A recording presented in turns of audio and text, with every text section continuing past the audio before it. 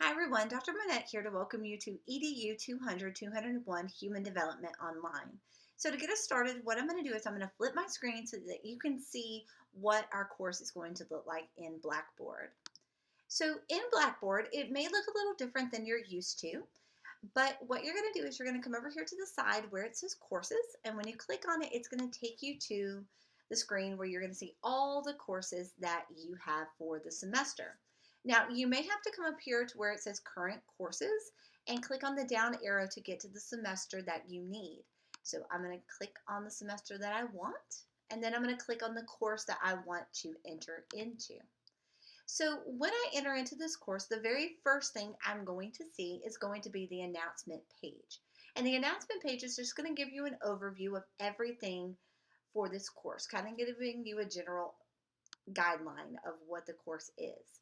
So Human Development Online means online from these dates. The welcome video will be here after I'm finished making it. Your course materials, so you're going to need the Foundations in Human Development 2nd edition, which we're going to be using Red Shelf to access.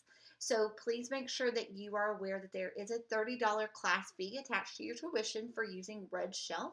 So you don't have to go to the bookstore and get the textbook because you'll be able to access it through Blackboard, and I'll show you in just a minute how to do that. There is a tutorial video here for you, so you know how to access the material, the ebook, and how to opt out if you wish to purchase the book outside of it, but I highly suggest you just use the Red Shelf edition.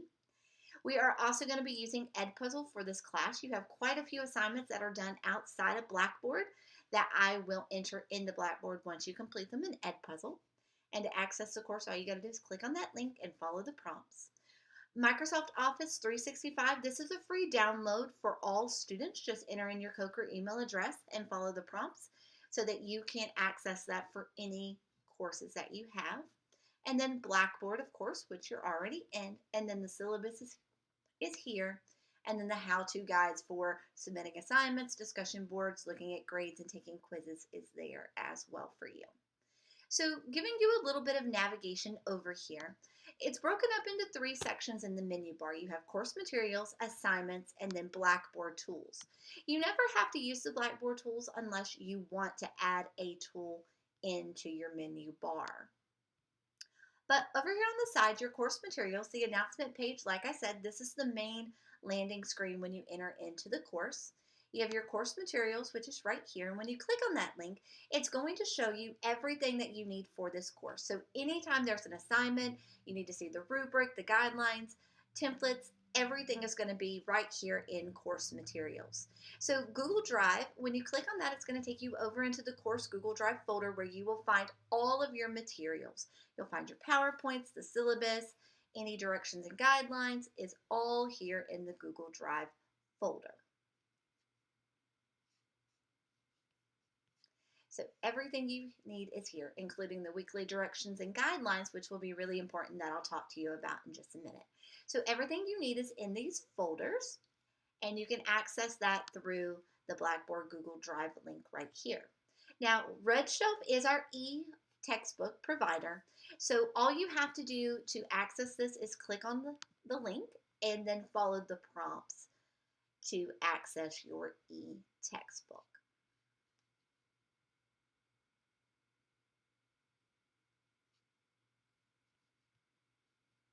And since I'm in professor mode and not in a student account, you would have prompts here where I do not. So I'm going to go back over to course materials here. Now, the other thing you're going to need, like I said earlier, is Edpuzzle. And for EDU 200-201, you are going to be completing Edpuzzle video lessons and quizzes and virtual field experiences using this Edpuzzle program. So to access it, all you have to do is click on this link and follow the prompts. If it does prompt you to enter in a class code, it is right here if you need it. But you shouldn't need that if you click on the link and then create an account. If you already have an Edpuzzle account, you can also log in with that as well. Over here as well on the side is your course calendar, which is very, very important. It shows you everything that's coming up due, and it also prompts you with reminders to respond back to peers' responses to your discussion board and also to respond to peers' discussion boards. So Everything here, most of your assignments are due on Sundays at 11:59 p.m. However, anytime you have a discussion board post, that is typically due during the week so that your peers have time to respond by Sunday or by the due date. And you can click on the arrows to see what is coming up due for each of the weeks. And like I said, the final is during the week of the 8th through the 10th. So you have a couple of parts here that you need to complete for that final exam part. So using the calendar is very, very important. Also, if you have any other professors that use Blackboard and use the calendar, you can come over here and click on the links and it will show you different colors so you can prioritize and things like that for this course. Another important thing over in the menu bar is your grades. Anytime that you submit an assignment, it will come up in the grade book once I have graded it. Now, anything that is due in Edpuzzle, it may say that your assignment is late, even if you turned it in Edpuzzle, because I have to go in and enter the grade. It will go away once I go in and enter the grade. So as long as you do your assignments in Edpuzzle, it gives me an account of who has or has not, so I will know right away and I will email you if you are missing any assignments. And then once those are submitted on that Sunday, I typically will grade it throughout that week and enter it in as soon as possible. But you'll be able to see how many points you have out of points. And I do use a point system, so all you have to do is add up your points and then divide it by the total number of points, and you'll know what your grade is at all times. Another thing in the menu bar is going to be your contact information. So if you need to email me or contact me, here's my email address, and you can do that. And then if you have questions for other students in the class, you can also use this Email Students tab. Now, the next part in the menu bar that I'm going to talk to you about is your assignments. So right here, it's broken up into week by week. And each week, if you click on it, for instance, week 1, the very first thing you're going to see is week 1 directions and guidelines. These are very, very important. It will give you an overview of what to do for the week, where to put it, and will also give you hyperlinks to the Google Drive folder so that you don't get lost or you know where to find your materials at all times. So as you can see for week 1, you're going to read the syllabus and complete the quiz. You can click on the hyperlink to go to the syllabus. And if you come back over into Blackboard right here, you will see that it says syllabus quiz right here, and that's where you would do your assignment. So, same thing with join the Edpuzzle course. This is here. It's also in a couple of different places that have reminded you. It will be in the course materials, and it's also on the announcement page and in the syllabus as well. You're going to be doing some textbook readings in chapter 1, and these are going to take you to the Edpuzzle lesson. So if you click on it, once you've made your account, you can save the login and it will automatically take you to the assignment once you have a login and you've joined the class. And then all you have to do is hit play.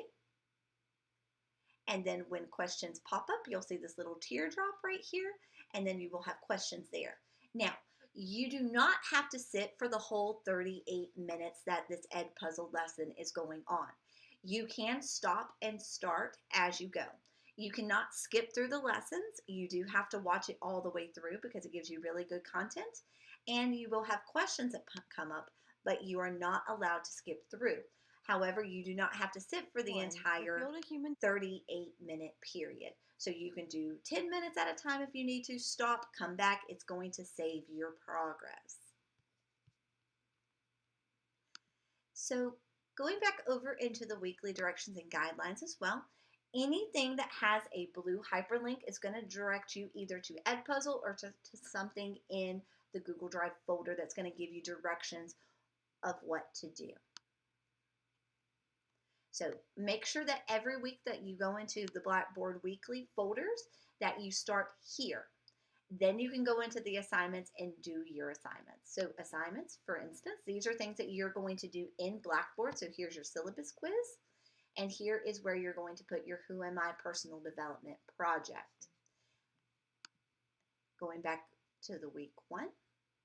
Here's the discussion board post. So when you click on it, it's going to direct you over to the discussion board for you to post, and you can see that mine is already there.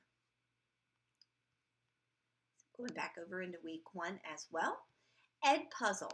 Anything that says Ed Puzzle video lesson and quiz or Ed Puzzle virtual field experience, which you will have a little bit later on in the semester. These, you do not put anything into Blackboard. If you want that late notice to go away, you could always put done in the comment box and it will submit and it will kind of take it out of the calendar. But there isn't anything that you need to submit per se to Blackboard because everything will be graded in Ed Puzzle. But let me click on here to show you what I was referring to if you want that late notice or upcoming notice to go away. What you can do is you can click on this write submission when you're finished with that lesson. And then you can just hit done and then just hit submit when you're done. And it will make that go away in your new and due, in the calendar. It will make that alert go away. And then once I graded in Ed Puzzle, I can enter in your points. But if you don't enter in your point or don't do this and you just do it in Ed Puzzle, it will just be an alert at first and then I will make it go away once I grade it and submit it. So that is just a brief overview of our course to this point. If you have any questions or comments or concerns about where something is or you don't know where it is, all you have to do is email me and let me know, and I'll be glad to help you. We can have a virtual meeting or however that you need. So just let me know if you have any questions, and welcome to the course.